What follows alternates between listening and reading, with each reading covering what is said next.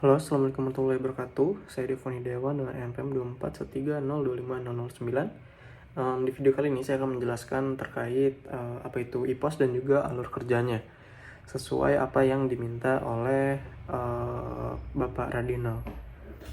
Nah, jadi pertama saya akan memberikan penjelasan terkait pengertian dari IPOS dulu. Jadi IPOS itu merupakan singkatan ya dari input, proses, output, dan juga storage.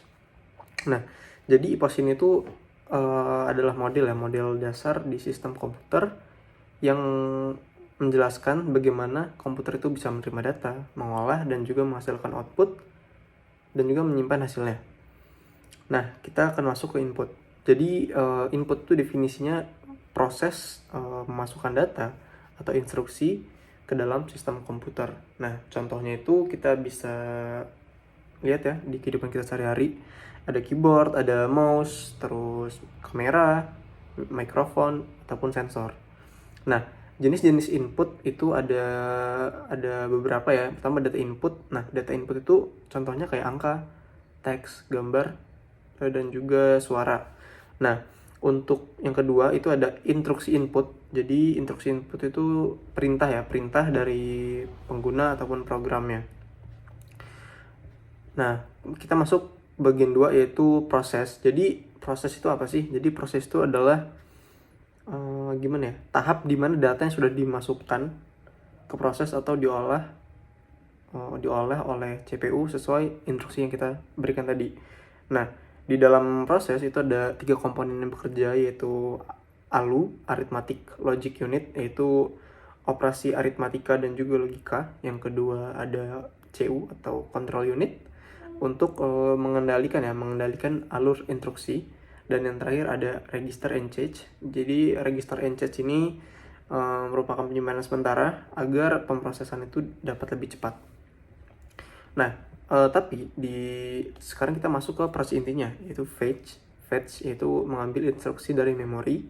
Setelah itu ada decode. Jadi setelah diinstruksi diterjemahkan, setelah itu execute, setelah diterjemahkan menjalankan, dan terakhir ada store yaitu menyimpan hasil sementara. Selanjutnya ada output ya. Output itu adalah hasil dari input dan juga proses yang sudah dilakukan tadi. Nah, contoh output itu kayak ada teks, gambar, suara, video, animasi, dan lain sebagainya. Nah, perangkat output itu ada monitor, terus printer, terus proyektor, speaker, headset, dan juga VR ya. Dan masih banyak lagi. Selanjutnya kita masuk ke storage. Jadi storage itu apa? Jadi storage itu adalah tahap penyimpanan data, baik sementara ataupun permanen. Nah, jenis storage itu ada 2. Yang pertama volatile, contohnya itu RAM. Jadi RAM itu volatile lah. Jadi ketika listrik mati, ya dia hilang gitu. Nah, sedangkan yang non volatile contohnya seperti yang kita tahu yaitu SSD atau HDD atau juga flash disk ya, termasuk ya, non volatile itu flash disk termasuk. Jadi meskipun nggak ada listrik, data itu tetap tersimpan gitu. Nah, fungsi storage itu apa? Fungsi storage itu ya agar datanya bisa kembali digunakan tanpa perlu diproses ulang gitu. Kita masuk ke alur cara kerja IPOS dalam kehidupan sehari-hari. Contohnya ketika kita membuka Microsoft Word ya, dan kita akan menulis surat gitu. Jadi pertama kita masuk ke input ya. Ke inputnya itu kan kita mengetik dengan keyboard. Nah, prosesnya CPU itu akan menerjemahkan kode-kode tombol dari huruf tadi. Itu diterjemahkan lah ke bahasa komputernya. Setelah itu outputnya, hurufnya yang kita ketik itu muncul di layar. Setelah itu masuk ke storage. Kalau misalnya kita nyimpan dokumennya, itu bakal masuknya ke hard disk atau SSD. Jika tidak kita simpan, maka masuknya ke RAM aja gitu. Oke, jadi kesimpulannya atau singkatnya, komputer itu bekerja dengan alur IPOS ya, input, proses, output, dan juga storage.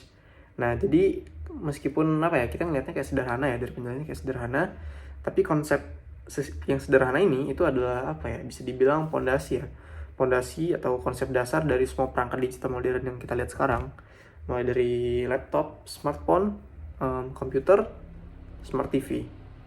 Nah, jadi kalau misalnya kita paham EPOS, itu kita bisa lebih mengerti gimana teknologi di sekitar kita itu bekerja, dan kita juga bisa tahu gitu, nggak cuma pakai tapi kita juga bisa tahu gimana cara teknologi itu bekerja.